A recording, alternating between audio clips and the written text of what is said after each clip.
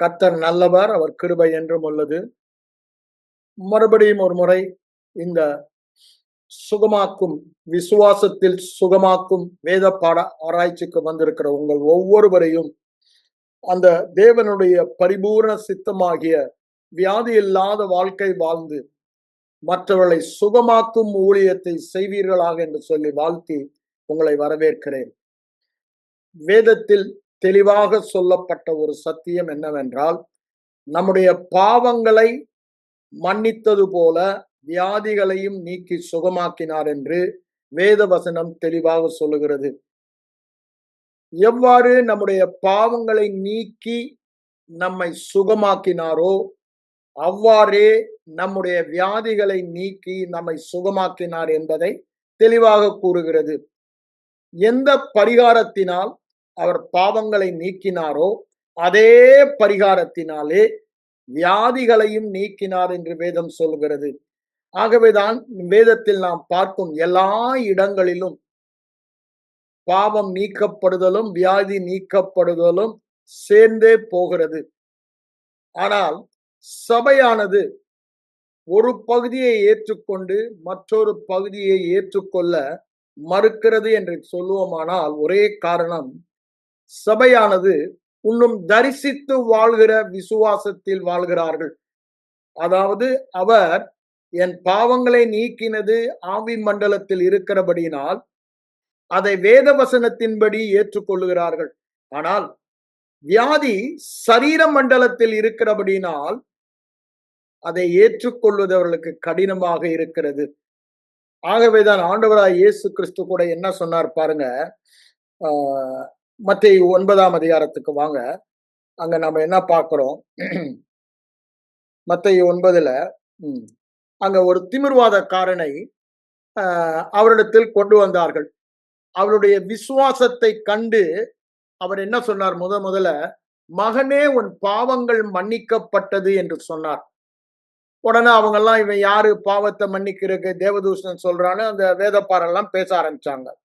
இயேசு உடனே அவருடைய நினைவுகளை அறிந்து பொல்லாதவைகளை சிந்திக்கிறது என்ன, பொல்லாதவைகளை சிந்திக்கிறது என்ன, உன் பாவங்கள் மன்னிக்கப்பட்டது என்று சொல்வதோ எழுந்து நடவென்று சொல்வதோ எது எளிது என்று கேட்கிறார். பதிலே சொல்லலை யாரும். ஆண்டவர் உடனே என்ன சொல்றாரு? தேவனுக்கு பாவங்கள் மன்னிக்கப்படுவது மகா பெரிய காரியம். ஏன்? தம்முடைய குமாரனையே, அது எளிதான காரியம் அல்ல, தம்முடைய குமாரனையே சிலுவையில் கிருபாதார பலியாக ஒப்பு கொடுக்க வேண்டியிருந்தது. அதுதான் அவர் சொல்றாரு, அந்த அதிகாரம் தனக்கு கொடுக்கப்பட்டது தாம், அதாவது உலக தோற்றத்திற்கு முன்பே அடிக்கப்பட்ட ஆட்டுக்குட்டியானவர். புரியுதானே? உலக தோற்றத்திற்கு முன்பே நம்முடைய பாவ நிவாரணத்திற்காக இயேசுவானவர் முன்குறிக்கப்பட்டார். 1 பேதுரு 1:20 சொல்றாரு. வெளிப்படுத்தினால் 13:8 நம்ம சொல்வதை பார்க்கலாம். அப்ப பாருங்க, இந்த பரிகாரம் மனிதன் பாவம் செய்வதற்கு முன்பாக தேவனுடைய திட்டமாக அவருடைய குமாரனை அதற்கென்று முன்குறித்தார் என்று அங்க 1 பேதுரு 1:20 வெளிப்படுத்தினால் 13:18 வாசிக்கிறோம் நம்ம. அப்ப யோசித்து பாருங்க, பாவம் உலகத்தில் எப்பொழுது பிரவேசித்ததோ அப்பொழுது வியாதி உலகத்தில் பிரவேசித்தது. ரோமர் 5ஆம் அதிகாரம் 12ஆம் வசனம் அதை தெளிவாக சொல்லுகிறது. பாவம் பிரவேசித்தபடியினால் மரணம். அப்போ மரணம் என்பது வியாதியையும் சேர்த்துதான் சொல்லுகிறது, பிசாசின் கிரியைகள் எல்லாம். அப்போ பாவத்தின் மூலமாக இந்த வியாதியின் ஆளுகை வந்தது என்று சொல்லப்பட்டுள்ளது. அப்ப பாருங்க, இதுல எது பெருசுங்க? எதன் மூலம் ரூக்காஸ்? பாவம். இந்த பாவத்துக்கு காரணக்கர்த்தா அந்த பிசாசு பயதான், நோ டவுட் அபவுட் இட். ஆனா நம்முடைய ஆண்டவர் அவனை விட பெரியவர், அவனுடைய திட்டத்தை விட பெரிய திட்டம் வைத்திருப்பவர். அதை ஒன்றுமில்லாமல் ஆக்க சிலுவைக்கு தன் குமாரனை அனுப்பி அவருடைய பரிபூர்ண கீழ்ப்படுதலினால் ஒரு மனிதன் மூலமாக வந்த பாவம் இப்பொழுது ஒரு மனிதனின் கீழ்ப்படுதலின் மூலமாக நீதி வந்தது.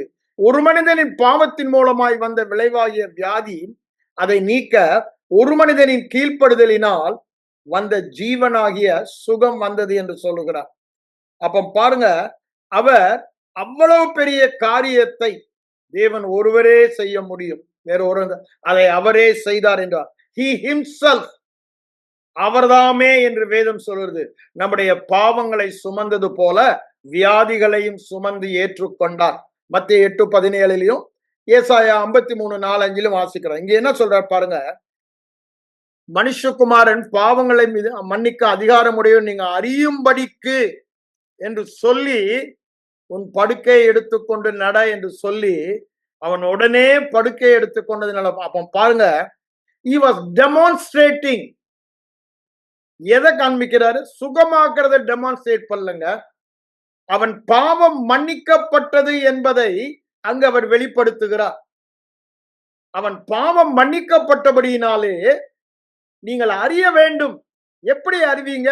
பாவம் மன்னிக்கப்பட்டது நீங்க கண்ணால பார்க்க முடியாது, ஆனா அது ஐம்புலன் அறிவினால் உணர முடியாது. ஆனா இப்பொழுது அவன் சுகமானபடியினாலே ஆதாமின் பாவத்தினால் வந்த வியாதியை அவன் பாவம் மன்னிக்கப்பட்ட போது நீக்கப்பட்டதற்கு அடையாளமாக, அறிகுறியாக, அல்லது இன்னொரு சொல்ல போனா அதற்கு சாட்சியாக, அத்தாட்சியாக அவன் சுகமாகி, அவர் சொன்னது சுகமாகி நடப்பதை நாம் பார்க்கிறோம்.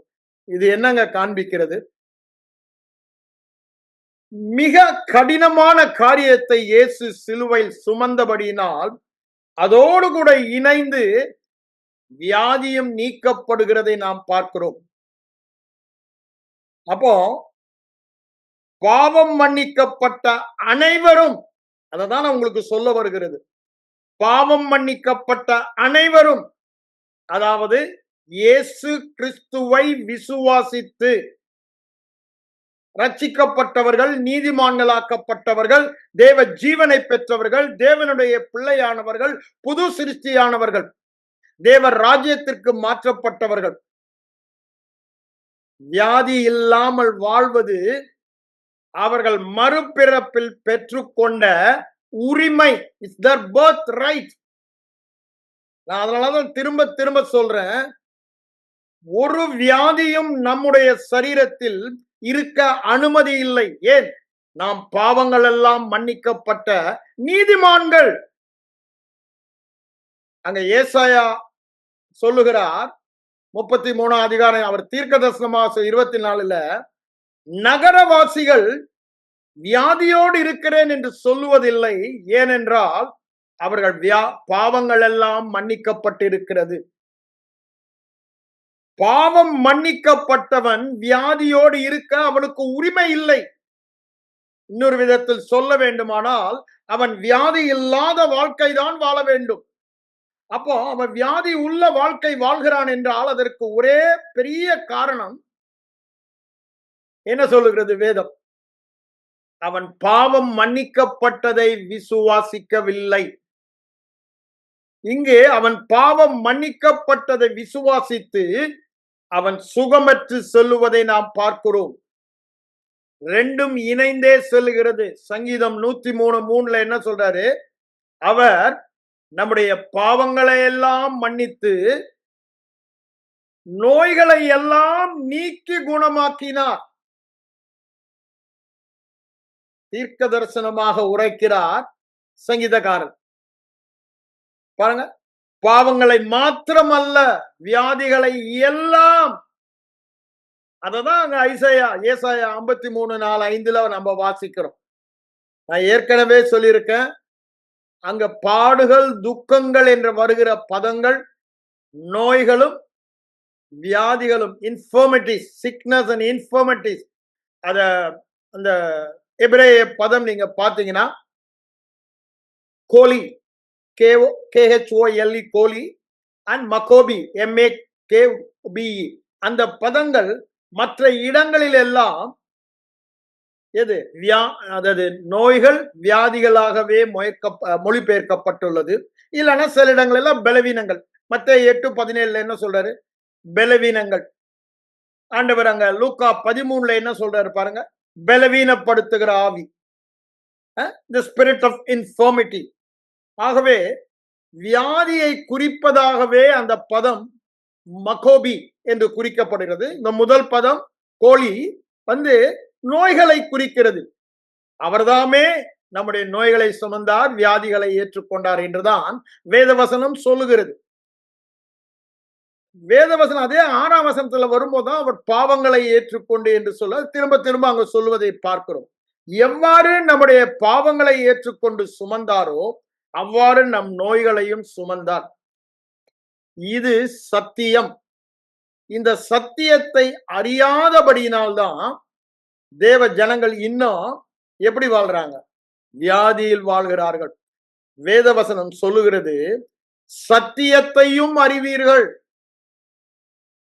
நீங்கள் அறிந்த சத்தியம் உங்களை விடுதலையாக்கும். இந்த குணமாக்கும் சத்தியத்தை அறிந்தோமானால் வியாதி இல்லாத வாழ்க்கை வாழ முடியும். ஆதியிலிருந்து தேவனுடைய திட்டம் நீங்க வேதத்துல பார்த்தீங்கன்னா, தேவ ஜனம் வியாதி இல்லாமல் வாழ வேண்டும் என்பதுதான் அவருடைய ஒரே நோக்கம். அதனாலதான் பாருங்க, அவர் சிருஷ்டித்ததும் எல்லாவற்றையும் சிரித்து எப்படி பார்த்தாரா? அவர் சிருஷ்டித்தவைகள் எல்லாம் நேர்த்தியா இருந்தபடினா நல்லது என்று கண்டார். அங்க கெட்ட வியாதியே இல்ல. அங்க அவன் பாவம் செய்யும் பொழுதுதான் 3ஆம் அதிகாரத்துல வியாதி நுழைவதை பார்க்கிறோம்.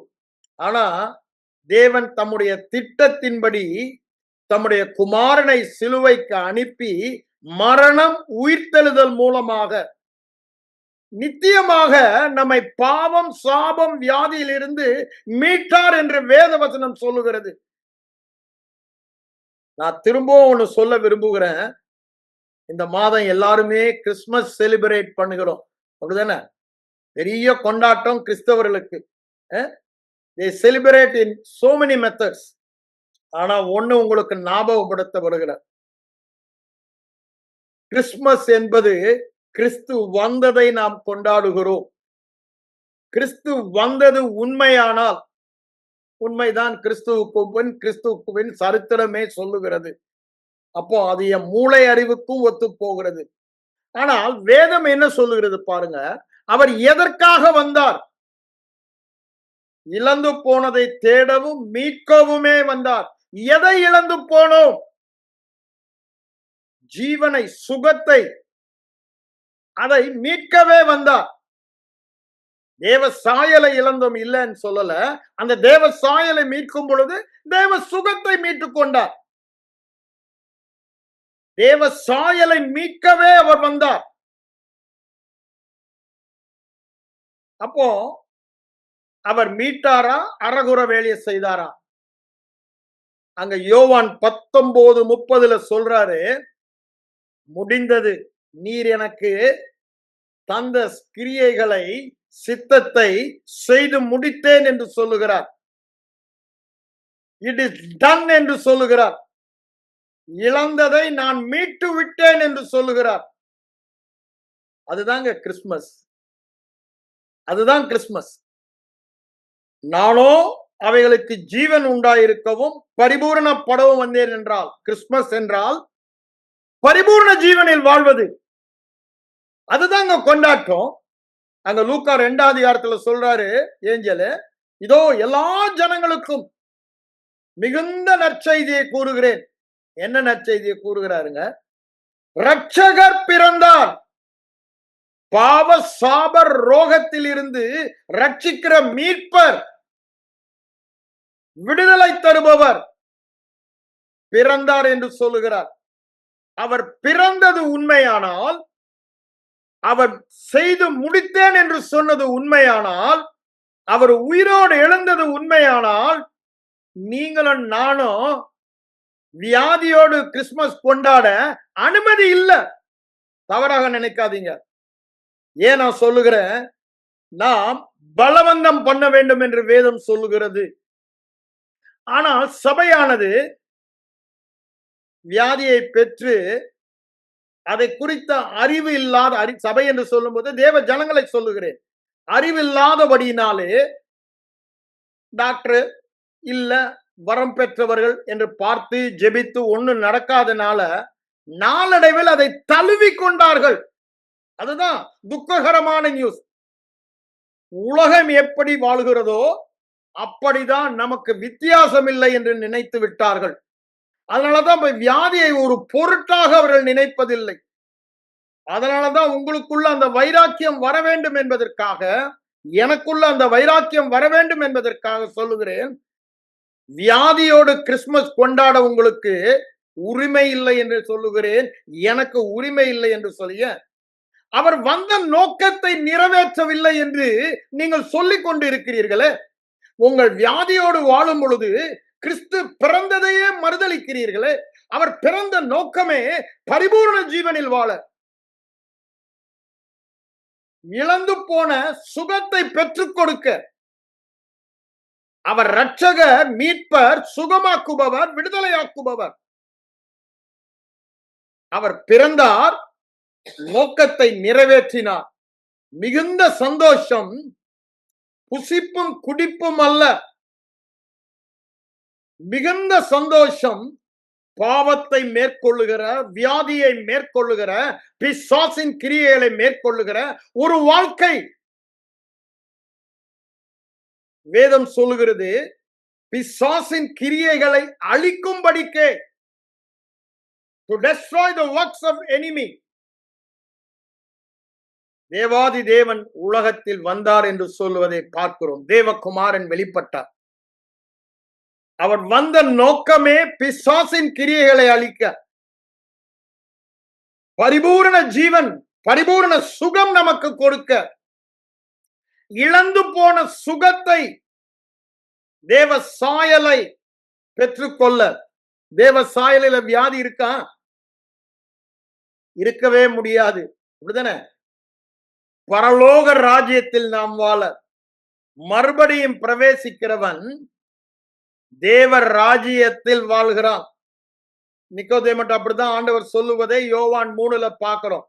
அப்ப பாருங்க, அந்த நோக்கமே எதற்கு தான்?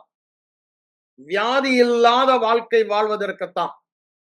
இன்னைக்கு சபையானது தங்கள் அனுபவங்கள் மூலமாக தங்களில் வியாதி வந்தபடியினாலே, ஐம்புலன் அறிவினாலே அதை நிதானித்து வியாதியோடு வாழ்வதை தழுவி கொண்டார்கள் என்றுதான் சொல்லுகிறேன். அதுதான் துக்ககரமான காரியம்.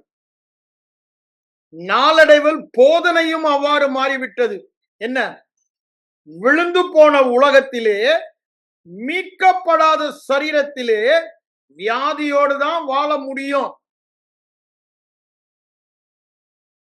அது மாத்திரமல்ல, சபைக்கு எப்பொழுதுமே இந்த வியாதியை குறித்த இதெல்லாம், இது தேவ சித்தமா இருந்தா நான் சுகம் இருப்பேன் brother. Is a sovereign God. அவருக்கு சித்தம் இருந்தால் என்னை சுத்தமாக்குவார் என்று சத்தியத்தை அறியாதவர்களாக சபிக்கப்பட்ட வாழ்க்கை வாழ்கிறார்கள். சத்தியத்தை அறியவில்லை என்றால் சபிக்கப்பட்ட வாழ்க்கை தான் வாழ்வோம். அதிலும் இன்னொரு காரணம் சொல்றாங்க. தேவ சித்தம் மாத்திரம் அல்ல, அவருக்கு ஒரு நேரம் இருக்கு என்று சொல்லுகிறார்கள். அந்த நேரத்துல என்ன ஃபியூச்சர்ல குணமாக்குவார். சத்தியம் அவ்வாறு சொல்லவே இல்லை. முதலாவது தேவ சித்தத்தை குறித்த சரியான வெளிப்பாடு இருந்தால்தான் விசுவாசத்தில் சுகத்தில் வாழ முடியும். நாம் தரிசித்து வாழ்பவர்கள் அல்ல. தரிசித்து வாழ்கிற வரைக்கும் வியாதியோடு தான் வாழ்வோம். விசுவாசித்து வாழும் பொழுது வியாதி இல்லாத வாழ்க்கை வாழ முடியும். ஏன்? உங்கள் விசுவாசமே உலகத்தை, வியாதியை ஜெயிக்கிற ஜெயம் என்று வேதம் சொல்லுகிறது.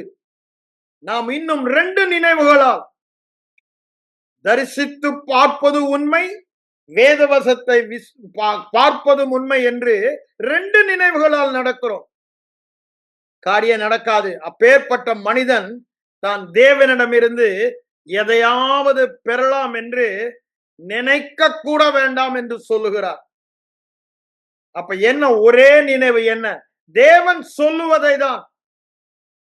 இன்று உலகம் முழுவதும் வியாதி எல்லா ஜனங்களையும் ஆட்கொள்ளுகிறது போல தேவ ஜனங்களையும் ஆட்கொண்டு மாபெரும் இழப்புகளை உண்டு பண்ணுகிறதை பார்க்கிறோம். ஒன்றும் செய்ய இயலாதவர்கள் போல தேவ ஜனம் வாழ்ந்து கொண்டிருக்கிறது. ஆண்டவர் சொல்றாரு, அன்னைக்கு எஸ்தருக்கு சொன்ன அந்த வார்த்தையை தான் இன்னைக்கு உங்களுக்கும் எனக்கும் சொல்றாரு. எஸ்தர் 4ஆம் அதிகாரத்துல பாத்தீங்கன்னா, அங்க மொர்தெகாய் சொல்லுவாரு எஸ்தரை பார்த்து, அம்மா உனக்கு ஒருவேளை, நான் நம்ம கான்டெக்ட்ல சொல்றேன், ராஜமேன்மேன வியாதி இல்ல, நீ ராஜா அரண்மனையில் இருக்க, உனக்கு பாடு இல்ல, அது இல்லன்னு நினைக்காத, இதற்காக தான் உனக்கு ராஜமேன்மை கொடுக்கப்பட்டிருக்கலாமே. பாருங்க, நாமும் நீங்களும் ரட்சிக்கப்பட்டு நமக்கு ஒரு மேன்மை கொடுக்கப்பட்டது என்னங்க? ராஜகுமாரர்கள். அப்படிதானே? தேவாதி தேவன், ராஜாதி ராஜா, அவருடைய நாமம் ராஜாதி ராஜா, கர்த்தாதி கர்த்தா. அப்படித்தானே வெளிப்படுத்தின விசேஷத்தை நம்ம வாசிக்கிறோம். அந்த ராஜாதி ராஜாவின் பிள்ளைகள் நாம் ராஜாதி ராஜாவின் பிள்ளைகள் நாம். அப்போ இந்த ராஜ மேன்மை நமக்கு கொடுக்கப்பட்டு இருக்கிறது. அந்த மேன்மையை உபயோகப்படுத்த வேண்டும். ஒருவேளை எனக்கு வியாதி இல்லை நீங்க நினைக்கலாம். ஆண்டவர் அதைதான் உங்களுக்கு ஞாபகப்படுத்துகிறார் எஸ்தர் மூலமாக. வியாதி உள்ளவர்களை குணமாக்கத்தான் தேவன் உங்களை தெரிந்து கொண்டார். தேவன் தெரிந்து கொண்ட நோக்கமே வியாதி உள்ளவர்களை குணமாக்க. அப்படிதானே? இழந்து போனதை மீட்க வந்தார். அந்த திட்டத்தை நிறைவேற்ற உங்களையும் என்னையும் தெரிந்து கொண்டார்.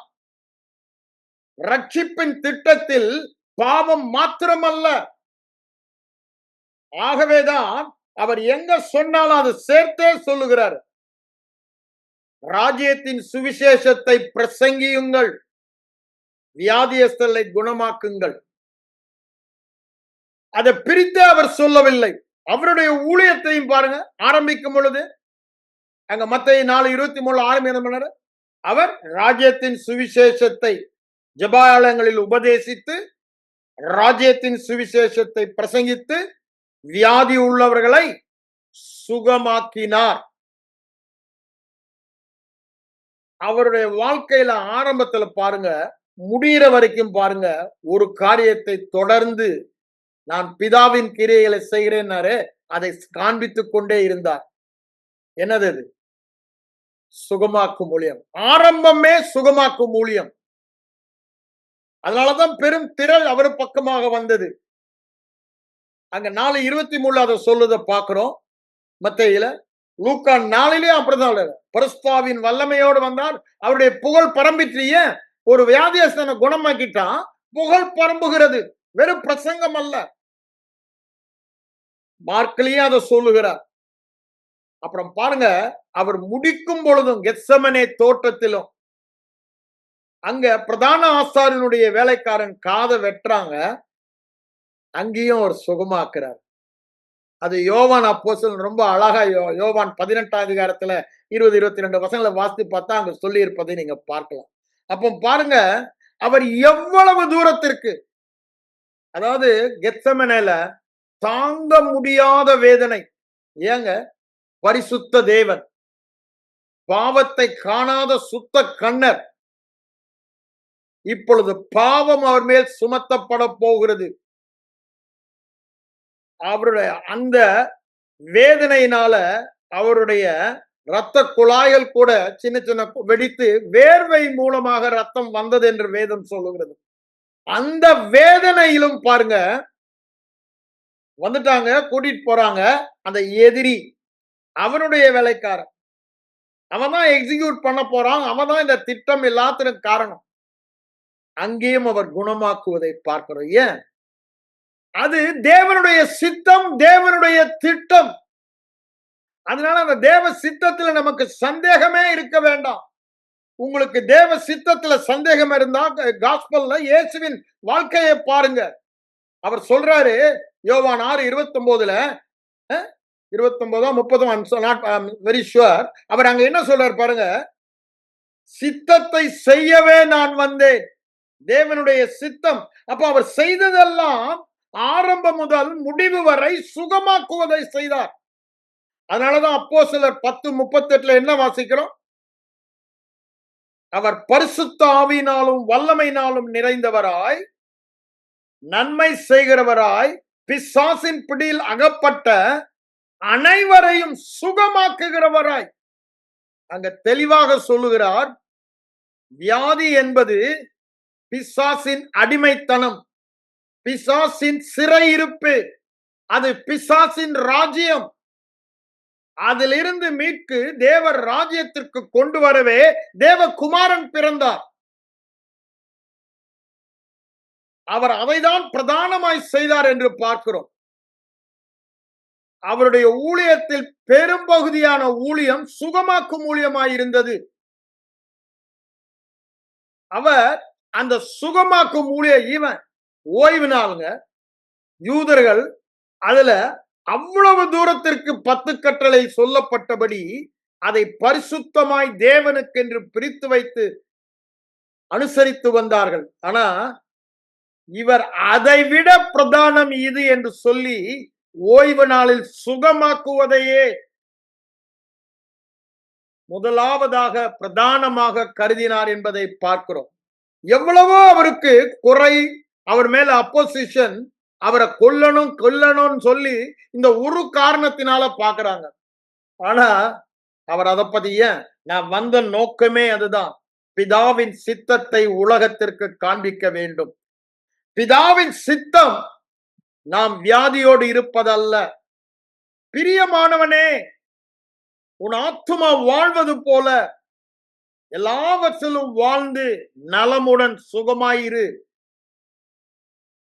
அதுதான் அவருடைய சித்தம் என்று நான் விரும்புகிறேன். ஆண்டவருடைய விருப்பம் என்னங்க, ஆசை என்னங்க, நோக்கம் என்னங்க, திட்டம் என்னங்க, சித்தம் என்னங்க? எல்லாவற்றிலும் வாழ்ந்து நான் சுகமாயிருக்க வேண்டும், நலமுடன் வாழ வேண்டும். பழைய ஏற்பாட்டில இருந்து நீங்க பாத்தீங்கன்னா திரும்ப திரும்ப அவர் சித்தத்தை வெளிப்படுத்துகிறார். ஏனோ சபையானது அதை புரிந்து கொள்ளாதபடினால தேவ சித்தம் இருந்தால் என்னை குணமாக்குவார் என்று சொல்லுகிறார்கள். தேவன் குணமாக்கும் ஒரு பரிகாரத்தை செய்து கொடுத்து விட்டார். மறுபிறப்பிலேயே நாம் குணமாக்கப்பட்டவர்கள். ஆனா இன்னும் தேவ சித்தம் இல்ல, தேவ சித்தம் இல்லை என்று சொல்லிக் கொண்டிருக்கிறார்கள். வேதம் முழுவதுமாக தேவ சித்தத்தை பார்க்கலாம். நீங்க உபாகமம் 3ஆம் அதிகாரம், 4ஆம் அதிகாரம், 5ஆம் அதிகாரம், அந்த 3 அதிகாரத்துல பாத்தீங்கன்னா திரும்ப திரும்ப அதுல ஒரு சில வசனங்களை மட்டும் நான் உங்களுக்கு வாசிக்க விரும்புகிறேன். ஏன், இந்த தேவ சித்தத்தை குறித்த வெளிப்பாடு இல்லை என்றால், அறிவு இல்லை என்றால் வியாதியில தான் வாழ்வோம். ஏன், விசுவாசம் செயல்படாது. எதையாவது நாம் அவருடைய சித்தத்தின்படி கேட்டால்தான் இருதயத்துல ஒரு விசுவாசம் வரும் சொல்லி அங்க 1 யோவான் 5:16 வசனங்களெல்லாம் நம்ம வாசிக்கிறோம். நான் இப்ப தேவ சித்தத்தை குறித்து உங்களுக்கு சொல்லுகிறபடினால இங்க லூக்கா உபாகமம் 3ஆம் அதிகாரத்துல இருந்து நான் உங்களுக்கு காட்ட விரும்புகிறேன். அவர் என்ன சொல்றார் பாருங்க. 3 இல்ல 4ல அவர் என்ன சொல்லுகிறார் பாருங்க.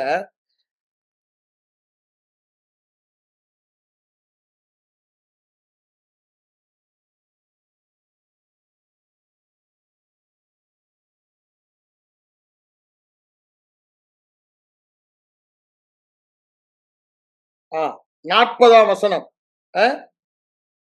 நீயும் உனக்கு பின்வரும், அப்படித்தானே சொல்றாரு.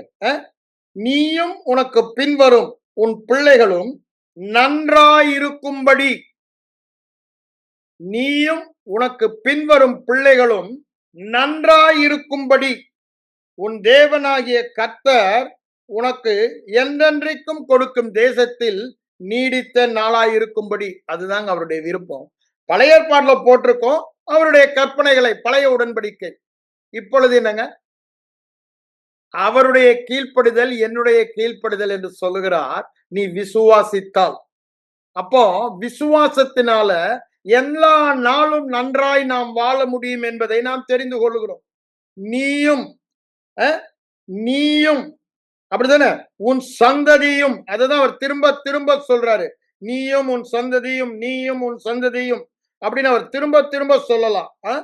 அடுத்தது பாருங்க, 5ஆம் அதிகாரம் 29 25ஆம் அதிகாரம் 29 அவர் என்ன சொல்றார் பாருங்க. நீங்களும் உங்கள் பிள்ளைகளும் அதுதாங்க தேவனுடைய சித்தம். எந்த நாளும் சுகமாய் இருக்கும்படி, நலமுடன் இருக்கும்படி, அததான் அவர் அங்க சொல்லுவதை பார்க்கிறோம். 6ஆம் அதிகாரத்துக்கு வந்தாலும் அததான் அவர் சொல்லுவதை நாம் பார்க்கிறோம். எங்கேயுமே அவர் திரும்ப திரும்ப அதை சொல்வதை பார்க்கலாம். 6ஆம் அதிகாரத்துல கூட அவர் சொல்லுவாரு. 3ஆம் வசனத்துல அவர் சொல்றத பாருங்க. அவர் என்ன சொல்லுகிறார்? நீங்களும் உங்கள் பிள்ளைகளும் நன்றாய் இருக்கும்படிதான் அங்கேயும் சொல்றாரு. நீ நன்றாய் இருப்பதற்கு எல்லா இடங்களிலும் அவர் சொல்றது, நீ நன்றாய் இருப்பதற்கு. அந்த 18ஆம் வசனத்தையும் பாருங்க. அங்கேயும் என்ன சொல்றாரு? நீ நன்றாய் இருக்கிறதற்கு. 24ஆம் வசனத்துல பாருங்க, எந்த நாளும் நன்றாய் இருக்கிறதற்கு. அப்போ பழைய உடன்படிக்கையில தேவனுடைய திட்டமே அவர்கள் சுகமோடு இருக்க வேண்டும். அவர்களுக்கு ஒரு கட்டளை கொடுக்கப்பட்டது, நியாயப்பிரமாணம் கொடுக்கப்பட்டது, அதற்கு கீழ்ப்படியணும். ஆனா அதற்கும் பரிகாரமாக பாவ நிவாரண பலியும் கொடுக்கப்பட்டது அவங்களுக்கு. அதை பார்க்கும் பொழுதுதான் அவர்கள் கோத்திரங்களில் பலவீனப்பட்டவன் ஒருவனும் இருந்ததில்லை என்று வேதவசனம் சங்கீதம் 105 34 37 சொல்வதை நாம் பார்க்கிறோம். அப்ப பாருங்க, தேவனுடைய திட்டம் நமக்கோ நம்முடைய சந்ததிக்கோ வியாதி இருக்கக்கூடாது. அது பழைய உடன்படிக்கையிலே ஒரு ஆடு மாடு பலியினால் பாவம் நிவிர்த்த செய்யப்படுமானால், புதிய உடன்படிக்கையிலே நம்முடைய பஸ்காவாகிய கிறிஸ்துவின் ரத்தத்தினால நம்முடைய பாவம் நிவிர்த்தி செய்யப்பட்டா எவ்வளவு மேன்மையான உடன்படிக்கை இது! என் ரத்தத்தினால் ஆகிய புதிய உடன்படிக்கை என்று சொன்னார். அங்க எபிரேயர் 8ஆம் அதிகாரம் வரும்பொழுது அங்க என்ன சொல்றாரு? மேன்மையான உடன்படிக்கை, அப்படிதானே? அதை விட இது மேன்மையான உடன்படிக்கை, மேன்மையான வாக்கு தத்தம், மேன்மையான பிரதான ஆசாரியர், மேன்மையான பலி என்று சொல்லிக்கொண்டே எபிரேய நிருபமே அதை தான் அங்க எழுதியிருக்கார். அதை விட இது எவ்வளவு விசேஷமானது, மேன்மையா, வாட் பெட்டர் பெட்டர் பெட்டர் என்று திரும்ப திரும்ப ஏன் அப்போ அவர்களே வாழ்ந்தார்களானால், மோசேயே 120 வயது வரை கண் மங்காமலும் சரீர பலன் குன்றாமலும் அந்த 120 வயதுல மலை மேல ஏறுற அளவுக்கு அவனுக்கு பலன் இருக்குமானால், கடைசி வரை அப்படிதானே, உன் நாட்களுக்கு தக்கதாய் பலன் இருக்கும் சொன்னாரு, அது இருக்குமானால் புதிய உடன்படிக்கையில எவ்வளவு அதிகமா இருக்க வேண்டும்? இந்த சித்தத்துல நமக்கு ஏன் ஒரு சந்தேகம் வர வேண்டும்? தேவ சித்தம் நாம் சுகமாய் வாழ்வதுதான். அதனாலதான் அங்க மத்தேயு 8ஆம் அதிகாரத்துல பாத்தீங்கன்னா முதல் 2 வசனத்துல அங்க ஒரு குஷ்ரோகி வரான், ஆண்டவரை பார்த்து கேட்கிறான், உமக்கு சித்தமானால் என்னை சுத்தமாக்கும் என்று. ஆண்டவர் என்ன சொன்னாரு? எனக்கு சித்தம் உண்டு சுத்தமாகு என்றார். நல்லா பாருங்க, வேதம் முழுவதுமாக ஒரு இடத்துல கூட நான் உன்னை சுகமாக்க மாட்டேன்னு அவர் சொல்லல. எல்லா இடங்களிலும் எல்லாரையும் அவர் சுகமாக்கினதாக தான் வேதம் சொல்லுகிறது. ஒருவருக்கும் அவர் வியாதி கொடுத்ததாக எங்குமே சொல்லப்படவில்லை. ஒண்ணுமா, அவர் எங்குமே சுகத்திற்காக ஜெபம் பண்ணினார்னு சொல்லல. என்ன பண்ணாரு? சுகமாக்கினார் என்று தான் சொல்லுகிறது. நமக்கும் சுகமாக்கும் கட்டளையை தான் கொடுத்தார். ஏன்? அது தேவ பிள்ளைகளின் உரிமை. வியாதி இல்லோடு தான் வாழுவோம்.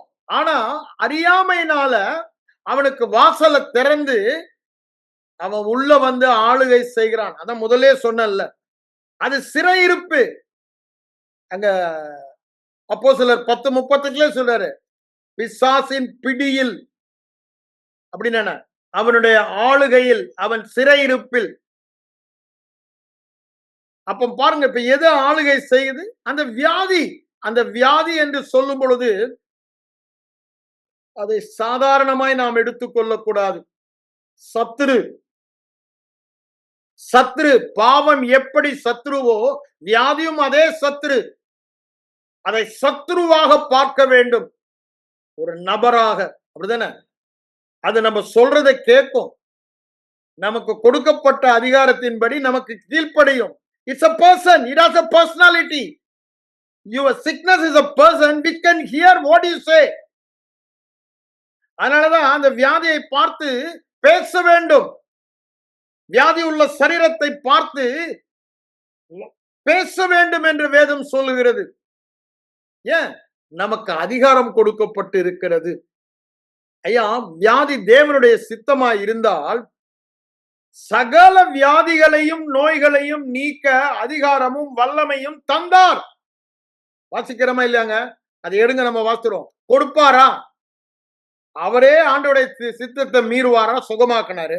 அது மாத்திரமல்ல, இப்பொழுது அதிகாரமும் வல்லமையும் தருகிறார். லூக்கா 9ஆம் அதிகாரத்துக்கு வாங்க. அங்க என்ன சொல்லுகிறார் பாருங்க. வரவழைத்து சகல பிசாசுகளை துரத்தவும் வியாதி உள்ளவர்களை குணமாக்கவும் அவர்களுக்கு வல்லமையும் அதிகாரமும் கொடுத்து. தேவ சித்தமாய் இருந்தால் வியாதியோடு இருப்பது, அதை துரத்துறக்கு, குணமாக்குறக்கு வல்லமையும் அதிகாரமும் கொடுப்பாரா? கொஞ்சம் யோசித்து பாருங்க. அது நிச்சயமாகவே தேவ சித்தம் அல்ல. அதை சொல்றது அடுத்தது என்ன சொல்றாரு பாருங்க. பிணியாளிகளை சொஸ்தமாக்க அவர்களை அனுப்பினார். பிணியாளிகளை சொஸ்தமாக்க அனுப்பினார்.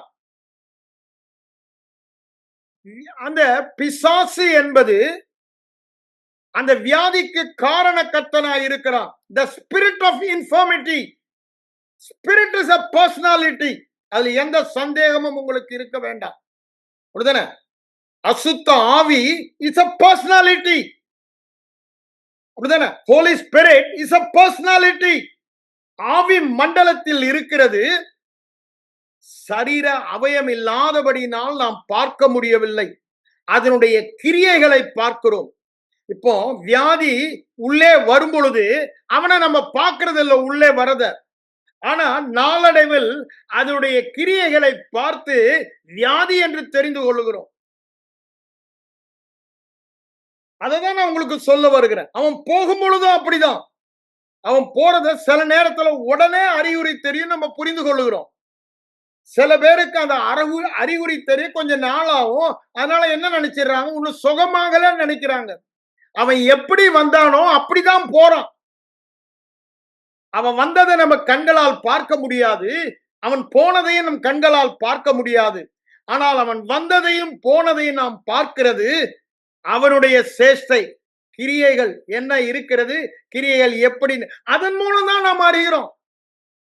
அததான் ஆண்டவர் சொல்லுகிறார் திரும்ப திரும்ப. அதனாலதான் நான் சொன்னேன், இட்ஸ் அ பர்சனாலிட்டி.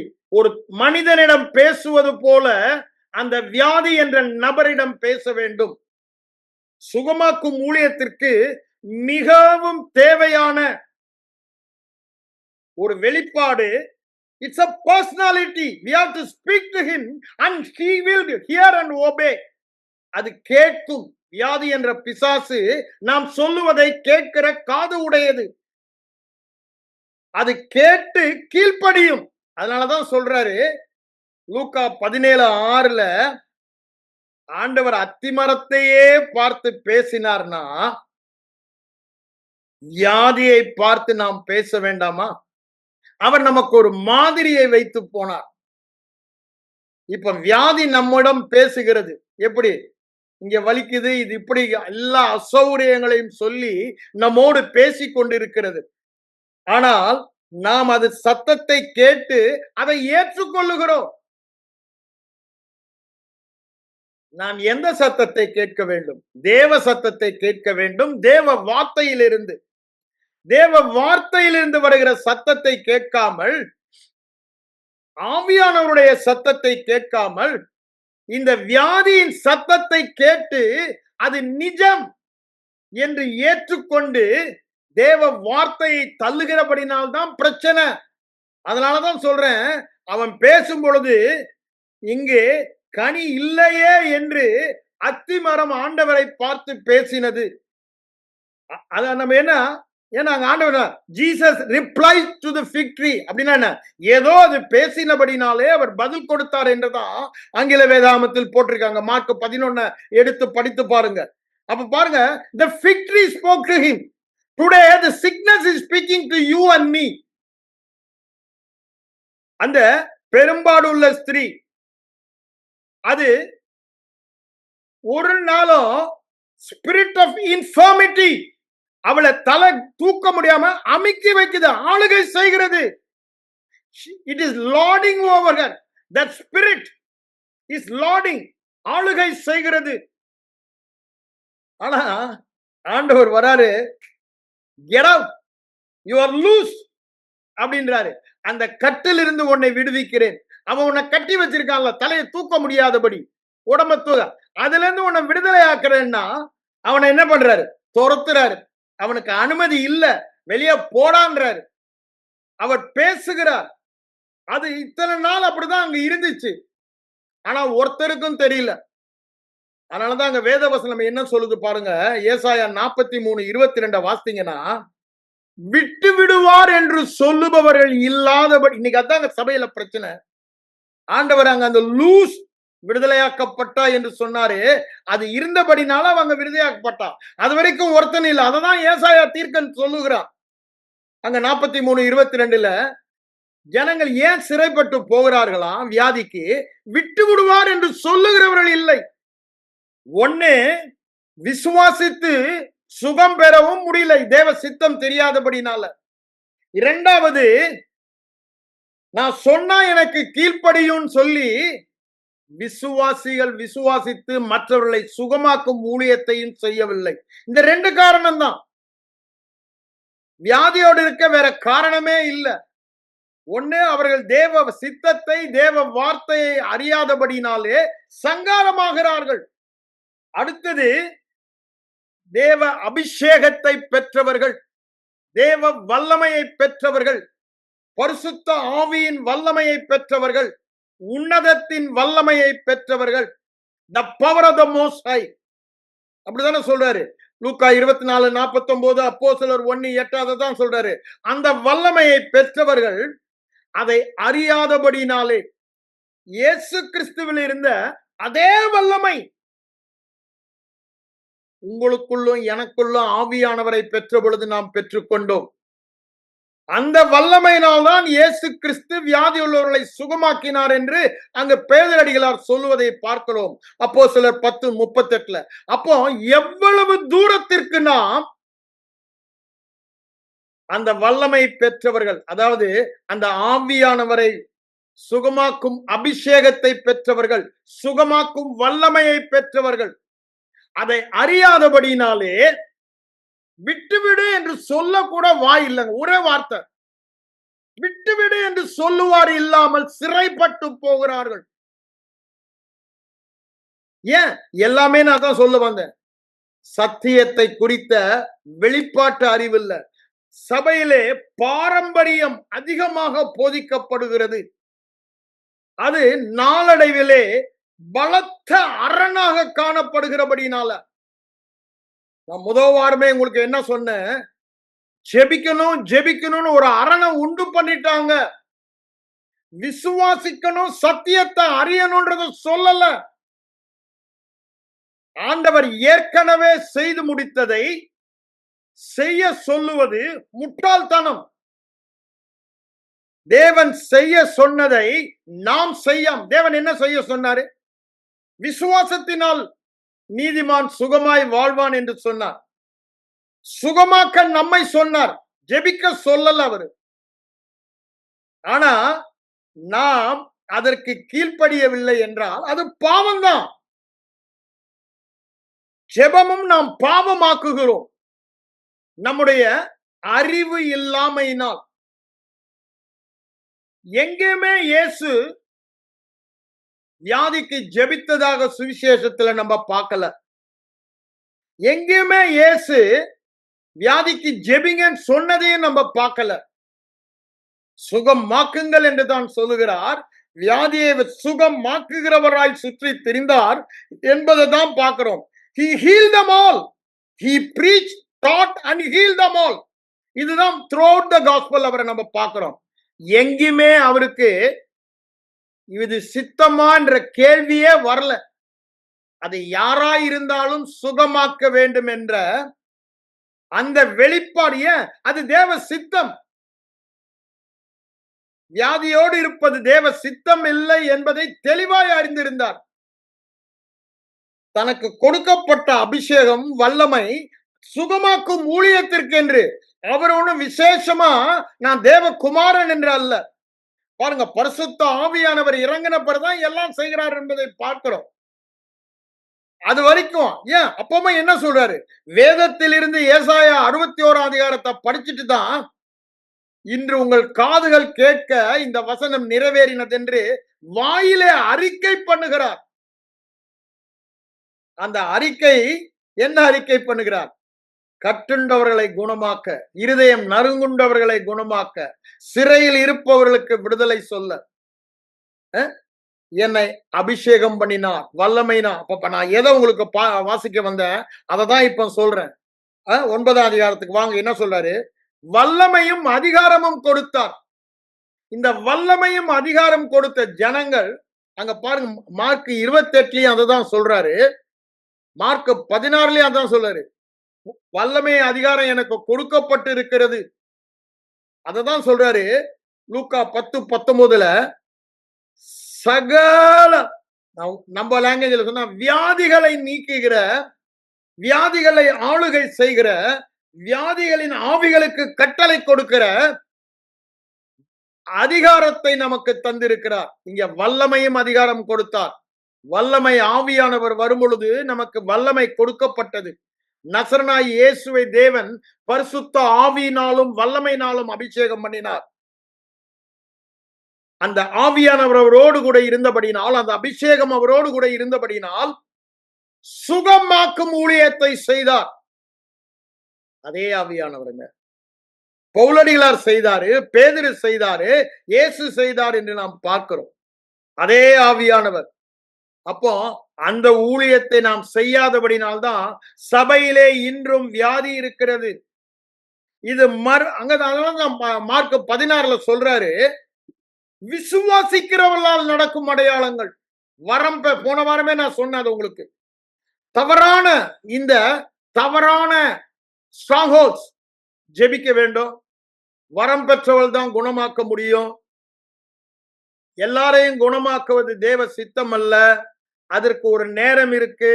எல்லாமே தவறானது. ஏன் நேரம் இருக்கு? 2000 வருடங்களுக்கு முன்னால சுகமாக்கி மறுபடியும் பிறக்கும் போது உனக்கு கொடுத்துட்டாரு. அத உரிமையாக்கி நீ வாழ வேண்டியதுதான உன்னுடைய வேலை. உன்னைய நேரம் வரலன்னு சொல்றது என்ன காரணம்? அவர் வியாதிக்காக மரித்து உயிரோடு எழுந்தார். அது தேவ சித்தம். அவருடைய தழும்புகளால் குணமானீர்கள். தேவ சித்தத்தை தெளிவாய் காண்பிக்கிறது. அவர் வல்லமையும் அதிகாரமும் கொடுத்தார். அப்போ நாம் யார் என்பதை வேத வசனம் தெளிவாய் காண்பிக்கிறது. கிறிஸ்துவுக்குள் இருக்கிற ஒரே காரணத்தினால நாம் என்னவாக இருக்கிறோம், என்னவெல்லாம் செய்ய முடியும், என்னவெல்லாம் நமக்கு கொடுக்கப்பட்டு இருக்கிறது தெளிவாக வேதவசனம் சொல்லுகிறது. அவருடைய மரணம் உயிர்த்தெழுதலினாலே நாம் கிறிஸ்துவுக்குள் வைக்கப்பட்டோம். கிறிஸ்துவுக்குள் வைக்கப்பட்டபடினால் அதே வல்லமை, உயிர்த்தெழுந்த வல்லமை, அப்படிதானே, சுகமாக்கும் வல்லமை, குணமாக்கும் வல்லமை, பிசாசுகளை துரத்தும் வல்லமை நமக்கு கொடுக்கப்பட்டு இருக்கிறது. வல்லமை மாத்திரமா, அதிகாரமும். அந்த அதிகாரமும் பிசாசின் வல்லமையை மேற்கொள்ளும் சகல அதிகாரமும் சகல அதிகாரமும் ஒன்றும் எந்த விதத்திலும், என்ன அழகா சொல்றாரு பாருங்க, நம்மளை தொடக்கூட முடியாது. பொல்லாங்கன் உங்களை தொட மறுபடியும் பிறந்தவன் தேவனால் பிறந்தபடியால் தன்னை காக்கிறான்.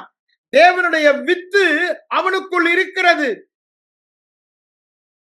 என்ன தெளிவாய் வேதவசனம் சொல்லுதுங்க. அங்க சந்தேகமே இல்லாத அளவுக்கு வேதவசனம் தெளிவாய் சொல்லுகிறது. மறுபடியும் பிறந்தவன் தொடர்ந்து பாவத்தில் வாழ மாட்டான். அங்க சொல்ற மாதிரி மறுபடியும் பிறந்தவன் தேவனால் பிறந்தபடியால் தொடர்ந்து வியாதியில் வாழ மாட்டான். நாம் வியாதியோடு எதிர்த்து நிற்காதபடினால்தான் வியாதியோடு வாழ்கிறோம். ஒன்று நன்றாக தெரிந்து கொள்ள வேண்டும். The minute the power of God touches the spirit of infirmity, it has to leave. எந்த வினாடியிலே இந்த சுகமாக்கும் அபிஷேகம் வல்லமை அந்த வியாதியை தொடுகிறதோ, mister sickness, it has to leave. It cannot tolerate, it cannot stand. அப்ப ஏன் இருக்குது? இன்னும் அந்த வல்லமை தொடவில்லை. ஏன் வல்லமை தொடவில்லை? வல்லமை எப்படிதான் அவிழ்க்க முடியும்? விசுவாசத்தினால் தான். ரோமர் 1:16 சொல்றாரு, விசுவாசிக்கிறவனுக்கு தேவ வல்லமை வெளிப்படுகிறது என்று. அங்க பாருங்க, பெரும்பாடுள்ள ஸ்திரீ அங்க 5ஆம் அதிகாரத்துல மார்க்ல பாத்தீங்கன்னா 20-21 வாஸ்து வந்து கொண்டு வந்தீங்கன்னா அங்க என்ன சொல்வாரு? அவரை தொட்டால் சுகமாவேன் என்று தனக்குத்தானே சொல்லிக் கொண்டு அவரை தொட்டால் உடனே சும்மா. அப்ப பாருங்க, தனக்குள்ளே சொன்னது என்னங்க? விசுவாசத்தை அவிழ்த்தால். அவரை தொட்டால் சுகமாவேன் என்ற வெளிப்பாடு பெற்று அதை தனக்குத்தானே சொல்லிக்கொண்டு அவரை தொட்டால் ஆண்டவர் என்ன சொல்றாரு?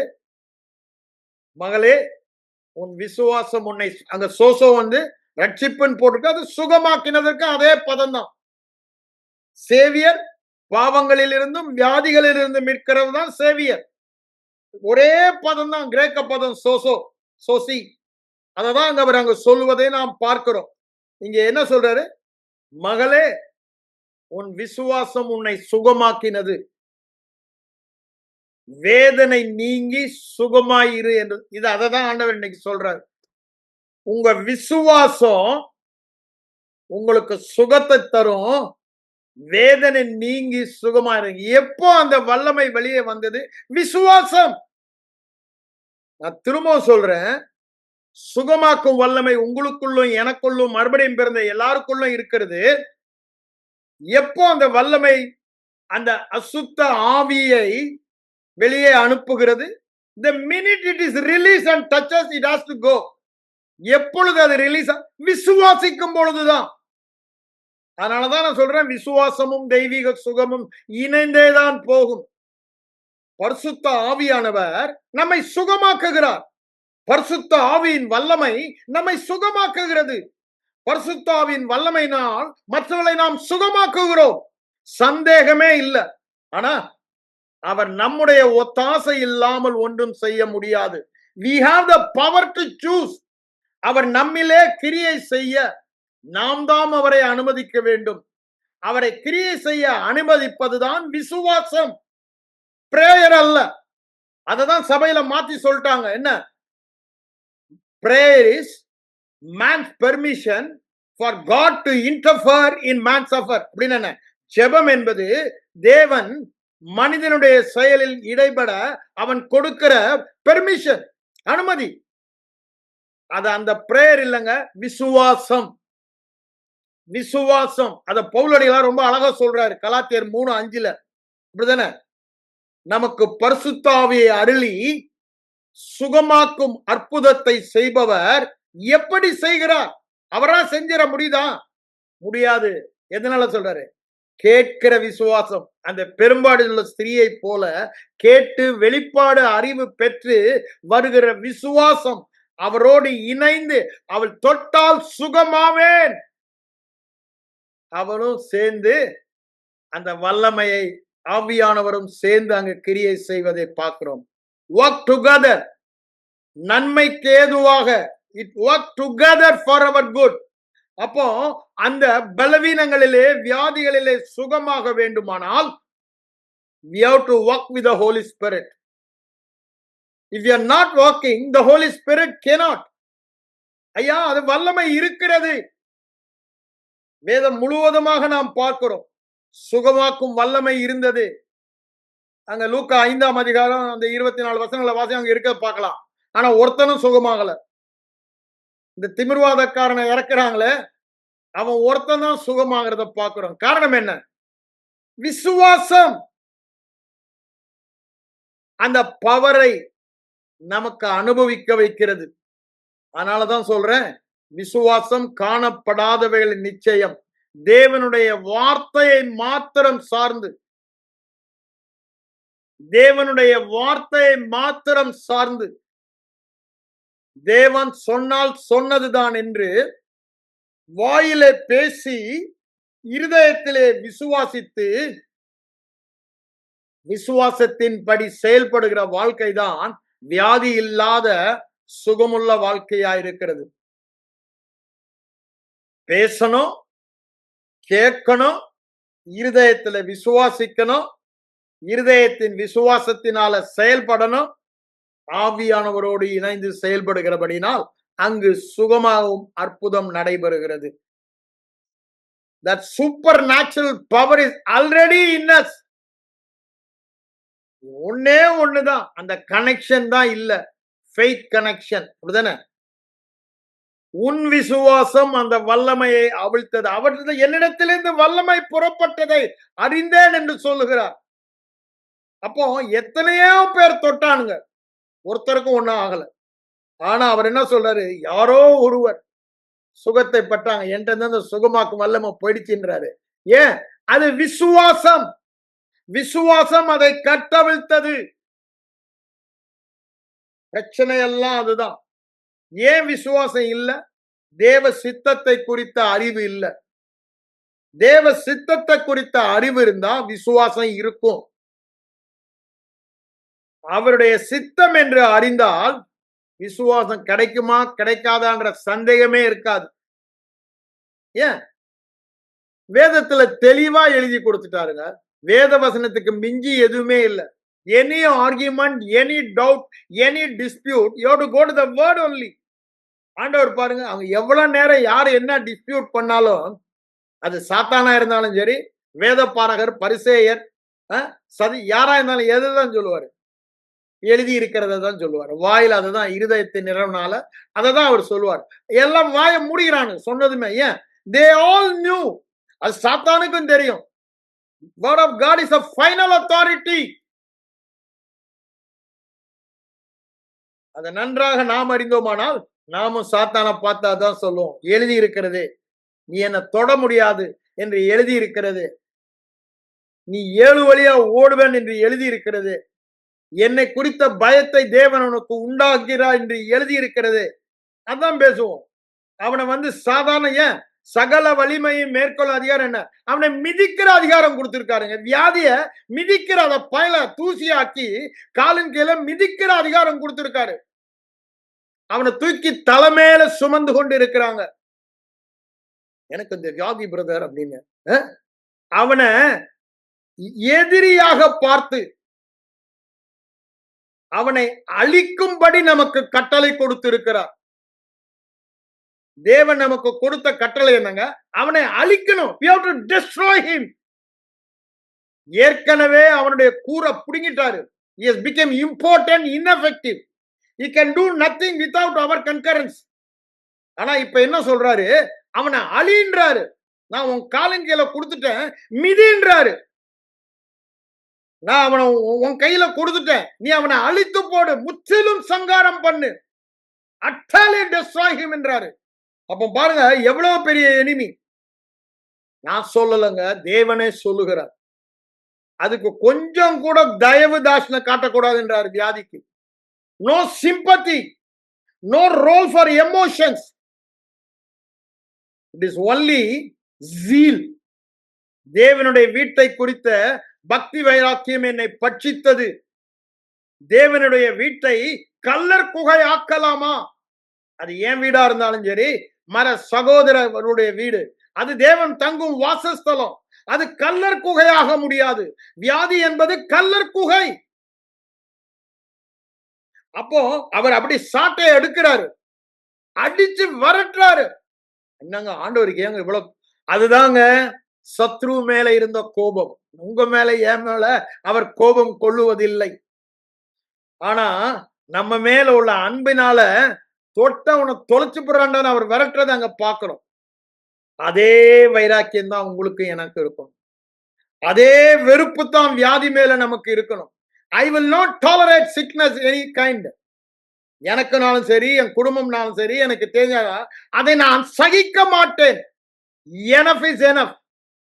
போதும், உன் வேலையை இங்க காட்டாத. ஐ will not tolerate. I will be militant. அப்படித்தானே? பலவந்தம் பண்ணுகிற தீவிரவாதியாக இருப்பேன். இந்த ஒரு காரியத்துல எதிரியை எந்த பக்கத்திலும் உள்ள விட மாட்டேன். நான் தீவிரவாதியாக இருப்பேன். அந்த தீவிரம் நமக்கு அதெல்லாம் சொல்றாரு, பலவந்தம் பண்ணுகிறவர். The violent take it by force. அந்த வயலன்ஸ் நமக்கு வரணுங்க. அது நமக்கு விரோதி. Is enemy. அந்த எனிமிய முற்றிலும் அழிக்க எனக்கு கட்டளை கொடுத்து இருக்கிறார். அழிப்பதற்கு எனக்கு கட்டளை கொடுத்திருக்கிறார், அதிகாரம் கொடுத்திருக்கிறார், வல்லமை கொடுத்திருக்கிறார். அதற்காக என்னை அழைத்து இருக்கிறார், அதற்காக என்னை அனுப்பி இருக்கிறார். Yes, empowered me is endured me with that power and authority to destroy sickness. This is our calling.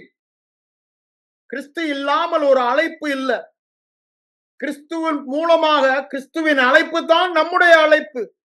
பிசாசின் கிரியைகளை அழிப்பது அவருடைய அழைப்பு என்றால், கிறிஸ்துவுக்குள்ளாக இருக்கிற நம்முடைய அழைப்பும் அதுவே. பிதாவாகிய தேவனுக்கு கிறிஸ்து இல்லாமல் ஒரு திட்டமும் இல்லை, விருப்பமும் இல்லை, சித்தமும் இல்லை, எந்த ஒரு காரிய அழைப்பும் இல்லை. எல்லாம் கிறிஸ்துவுக்குள் வைத்துதான். கிறிஸ்துவுக்குள் இருக்கிற ஒரே காரணத்தினால் அவருக்குரிய அழைப்பாய் இருந்தாலும், திட்டமாய் இருந்தாலும், சித்தமாய் இருந்தாலும், அவருக்குரிய வல்லமை அதிகாரமாம் எல்லாவற்றையும் நாம் பெற்றுக்கொண்டோம். எல்லாம் எதுக்கு? அவருக்கு மகிமை உண்டாக. அவருக்கு மகிமை உண்டாக தேவன் நமக்கு இந்த மாபெரும் பாக்கியத்தை கொடுத்திருக்கிறார். அந்த பாக்கியத்தை நாம் உபயோகப்படுத்தும் பொழுதுதான், அந்த பாக்கியத்தில் நாம் சுகத்தில் வாழும் பொழுதுதான், மற்றவர்களுக்கு சுகத்தை கொடுக்கும் பொழுதுதான் கிறிஸ்துவை மகிமைப்படுத்துகிறோம். பிதாவுடைய இருதயம் பிரியப்பட்டு கலிகூறும். அவர் அப்படிதான் சொல்றாரு, according to his good pleasure. According to his good pleasure. அவருக்கு மகிழ்ச்சி சந்தோஷத்தின்படி நம்முடைய குமாரனாக நம்மை அவரோடு இணைத்துக் கொண்டார். அதான் நாங்க சொல்றாரு. எபேசியர் 1:5 எடுத்து படிச்சு பாருங்க. திரும்ப திரும்ப வேதத்துல அநேக இடத்துல பார்க்கலாம். எதற்கா? கிறிஸ்துவுக்கு மகிமை உண்டாகும்படி. அங்க அததான் சொல்றாரு. அவருக்கு மகிமைக்கு புகழ்ச்சிய கிருபைன்றாரு. அது கிறிஸ்து மகிமையின் புகழ்ச்சி உண்டாகும்படி. அது அவருடைய தயவுள்ள சித்தம். தமிழ்ல போடுது, இங்கிலீஷ்ல குட், நன்மையான, பிரியமானது. அவருக்கு அது பிரியம். It is is pleasure. அவருடைய சந்தோஷம், அவருடைய ஜாய். எப்போங்க? வியாதியோடு வாழும் போதா? ஜனங்கள் வியாதியோடு இருக்கிறத பார்த்து கண்டு காணாம போகும்போதா? ஐயா, வியாதி இல்லாமல் வாழும்போது, மற்றவர்களை சுகமாக்கும் பொழுது குமாரன் மகிமைப்படுகிறாரே, அதுதான் அவரை பிரியப்படுத்துகிறது. அவருக்கு சந்தோஷத்தை தருகிறது. இதை நாம் நன்றாக புரிந்து கொள்ள வேண்டும். ஏனோ தானோ என்ற சாதாரண வாழ்க்கை நாம் வாழவில்லை. திரும்பவும் சொல்லுகிறேன், அர்த்தமுள்ள கிறிஸ்துமஸ் நாம் கொண்டாட வேண்டும். இந்த கிறிஸ்துமஸ் நாட்களில் நாம் ஒரு தீர்மானம் எடுக்க வேண்டும். என் மேலே சுகமாக்கும் அழைப்பு இருக்கிறது. வரம் பெற்றவர்கள் அல்ல, மறுபடியும் பிறந்த அனைவருக்கும். அப்படித்தானே? அழைத்திருக்கிறார். என்னை அதற்காக இந்த உலகத்திற்கு அனுப்பி இருக்கிறார். அதற்காக வேண்டிய வல்லமை அதிகாரங்களை கொடுத்து விட்டார். Is already empowered and endued me. இப்போ நான் தான் வீறு கொண்டு எழும்ப வேண்டும். கிறிஸ்து வந்த நோக்கத்தை நிறைவேற்றி அவரை மகிமைப்படுத்தி தேவனுடைய இருதயத்தை பிரியப்படுத்த வேண்டும். நான் முடிப்பதற்கு முன்பாக, உங்களில் யாருனாலும் சரி, இந்த இடத்துல கேட்டுக்கொண்டிருக்கிற யாராய் இருந்தாலும், உங்கள் சரீரத்திலே வியாதி இருக்குமானால் அல்லது உங்களுக்கு மிக நீங்களும் உங்க சந்ததி என்றார்ல நெருங்கியவர்களுக்கு வியாதி இருக்குமானால் அவர் மேல கையள வைங்க. இப்பொழுது நாம் அனைவரும் ஒருமனப்பட்டு ஜெபிக்க போகிறோம். நான் ஜெபிக்கன் என்று சொல்லும் பொழுது பாரம்பரிய ஜெபத்தை ஆண்டவரிடத்துல கேட்க போவதில்லை. நமக்கு கொடுக்கப்பட்ட வல்லமையை விசுவாச வார்த்தையின் அதிகாரத்தால் பேசி கட்டப்பட்டவர்களை பார்த்து விடுதலையாக்குகிற வார்த்தையை பேச போகிறோம். நிச்சயமாகவே அவர் சொல்லுகிறார், நீ சொன்னபடியே ஆகும் என்று சொல்லுகிறார். அது உனக்கு கீழ்ப்படியும் என்று சொல்லுகிறார். நீ சொன்னபடி ஆகும், கீழ்ப்படியும் என்று சொல்லுகிறார். அப்ப பாருங்க, நாம் அதை விசுவாசிக்கிறோம். ஏன்? தேவன் சொன்னார், வேற யாரும் சொல்லல. அவர் பொய் சொல்ல முடியாது. அப்போ அதை நான் விசுவாசித்து நான் சொல்லும் போது, நான் பார்த்தாட்டும் பாகாவிட்டாலும் அப்படியே நடக்குதுன்ற விசுவாசத்தினால அது சொன்னபடியே நடக்கும், சொன்னபடியே கீழ்ப்படியும் என்று சொல்லலாம். இப்ப நம்ம எல்லாரும் கண்களை மூடி வியாதி உள்ளவர்களுக்காக ஜெபிக்க போகிறோம். யாரா இருந்தாலும் இந்த சத்தத்தை கேட்கிற நீங்கள் உங்கள் வியாதி பகுதியில கையில வைங்க. நிச்சயமா நான் சொல்றேன், you are receiving healing right now. அந்த நபர் உங்களை விட்டு போவதை நீங்கள் பார்த்தாலும் பார்க்காவிட்டாலும் அதன் அறிகுறிகளை நீங்கள் பார்ப்பீர்கள். ஆண்டவராய் இயேசு கிறிஸ்துவின் நாமத்தினாலே ஆண்டவரே, நாங்கள் ஒருமனப்பட்டு இப்பொழுது இந்த சத்தத்தை கேட்கிற யாரா இருந்தாலும் அவர்கள் தங்கள் வியாதிப்பட்ட பகுதிகளை கைகளை வைக்கும் பொழுது நீங்க சொன்ன வார்த்தையின்படி உம்முடைய சுகமாக்கும் வல்லமை அவர்களுக்குள் பாய்ந்து அவர்களை சுகமாக்குகிறது என்று இயேசுவின் நாமத்தில் நான் சொல்லுகிறேன். The minute your power touches, the sickness is leaving the body. Mr. Sickness is leaving the body right now in the name of Jesus, because we are speaking faith and releasing your faith. இயேசுவின் நாமத்திலே வியாதியே வெளியே போ, சுகவீனமே வெளியே போ, பலவீனமே வெளியே போ. இயேசுவின் நாமத்தில் வியாதியின் பிடியில் இருக்கிற அனைவரையும் இயேசுவின் நாமத்தில் நான் கட்டவிழ்க்கிறேன். I release them in the name of Jesus. I release them. Uraba karaba. இயேசுவின் நாமத்தில் I lose them from the bondage in the name of Jesus. கட்டுகளிலிருந்து அவர்களை அவிழ்க்கிறேன், கட்டுகளிலிருந்து அவர்களை அவிழ்க்கிறேன் இயேசுவின் நாமத்தில். இயேசுவின் நாமத்தில் நான் சொல்லும் பொழுது எல்லா அசுத்தாவிகளும் போகிறது. ஒருவர் மேலும் வியாதி இருக்க உரிமை இல்லை, அதை நான் தடை பண்ணுகிறேன். சுகம் இருக்க உரிமை உண்டு, அதை நான் அனுமதிக்கிறேன். ஒவ்வொருவரும் வியாதி இல்லாத பரிபூர்ண சுகத்தில் வாழ்வார்களாக என்று சொல்லுகிறேன். நான் சொல்லியபடியே அவர்கள் ஒவ்வொருவரும் இயேசுவின் தழும்புகளால் குணமானார்கள். அதற்காக உமக்கு நன்றி சொல்லுகிறேன். இயேசுவின் நாமத்தில் ஒவ்வொருவரும் வியாதி இல்லாத சுகத்தோடு வாழ்ந்து இது கேட்கிற ஒவ்வொருவரும் மற்றவர்களுக்கு சுகத்தை சொல்லுபவர்களாக, சுகத்தை கடத்துபவர்களாக, சுகம் செய்யும் ஊழியம் செய்பவர்களாக வாழ்வார்களாக என்று சொல்லி வாழ்த்துகிறேன். இயேசுவின் மூலம் ஜெபம் கேளும் எங்கள் நல்ல பிதாவே, amen. Please check brother, check பண்ணி பாருங்க, எல்லா வியாதியின் அறிகுறியும் போயிருக்கும். ஆமென். இயேசுவின் நாமத்தை மகிமைப்படுத்துங்க. Amen. Amen. Hallelujah. Amen. Brother Enoch, அண்ணா தேங்க் யூ so much. ரொம்ப நாளைக்கு அப்புறம் உங்க ஆமா. சத்தம் கேட்பதில் எனக்கு ரொம்ப சந்தோஷம். Praise God. அதாவது நடுவுல வந்து போங்க. I know you are a busy man of God. அதனால எப்ப ஃப்ரீயா இருக்கும்போது எங்களை என்கரேஜ் பண்ணுங்க. இன்பராஜ் வந்தாரு, ஆளை காணோம்னா. அப்படியா? இன்பராஜ் நான் காலங்கள் ஆச்சு, நாங்க நோட்டீஸ் பண்ணல. Okay, very good. God is good. Okay, நன்றிங்க ஐயா. நன்றி சிஸ்டர். ஐயா praise the Lord. Praise the Lord brother. Brother, வியாதியா இருக்கவங்கள அட்டெண்ட் பண்ண சொல்லுங்க. வியாதியிலிருந்து நீக்கிற சுகமாக்கும் ஊழியத்தை விரும்புகிறவங்கள அட்டெண்ட் பண்ண சொல்லுங்க. நிச்சயமாகவே தேவன் இப்போ பீரியட் என் டைம் ரிவைவல். அது எல்லாராலையும் நடக்க போகுது. சர்வ சாதாரணமா சிம்பிளா. There is no complication in it. It's so simple because it is grace. போன வாரம் நான் சொன்னேன், அது கிருபையா இருக்கிறபடினால நம்ம சுகமா தான் வாழ்வோம். கிருபையா இருக்கிறபடினால சுகமாக்கும் ஊழியத்தை எல்லாருமே செய்வோம். It is grace, it is grace, it is grace. அதனால அது எந்த சந்தேகமும் வேணாம், வேற நிபந்தனையே இல்லை. கிருபைனா விசுவாசம் ஒண்ணுதான். ஆமாண்ணே. விசுவாசம். அடுத்த வாரம் அநேக சாட்சி எழும்ப போகுது. ஆமென். Amen. நான் கூட சாட்சியா சொல்லுவேங்க. Okay, praise God, praise God. யாரோ புதுசா யாரு சந்தோஷ் யாரோ வந்து போயிட்டாரா? இருக்காதுங்க. சந்தோஷ் யாருங்க அவரு? புதுசா இந்த வாரம் தான் வரீங்களா பிரதர்? அவர் எடுக்கிறாரு, எடுக்க மாட்டாருண்ணா. பரவாயில்ல. ஐயா அவங்க என்னோட பக்கத்து வீட்டுக்காரங்க ஐயா. ஓ வெரி குட் சிஸ்டர். உங்க சூசன் சிஸ்டர் வீட்டு பக்கத்து வீட்டுக்காரங்களா? Very good. ஆமா ஆமாங்க ஐயா. தொடர்ந்து வர சொல்லுங்க அவரை. ஓகே கண்டிப்பாங்க ஐயா. ஓகே